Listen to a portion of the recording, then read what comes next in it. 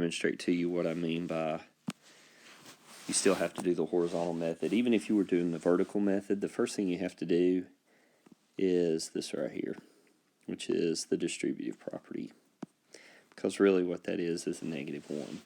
And whether you're doing the vertical method or not, the first thing they do is they rewrite it this way in the horizontal method. So they would have this written out.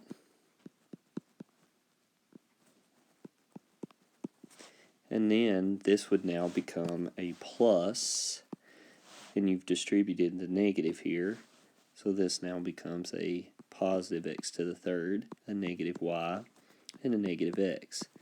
And then all the vertical method would do is rewrite it vertically.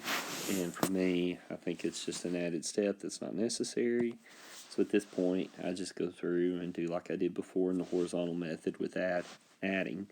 And I just use underlines to help denote my like terms. And again, as I go through it, I try to put it in standard form. Standard form, again, is alphabetical order. And then you go highest exponent to lowest. So in this case, x is first, x to the third would be my highest exponent, but these cancel.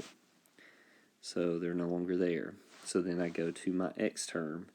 I have two of those here, a negative x and a negative x, which would give me a negative 2x.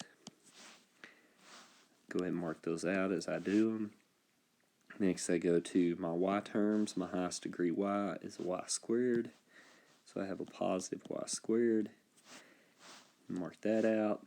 And then I have a positive y and a negative y. Well, again, those are opposite, so they cancel. So this is what I'm left with. So in this next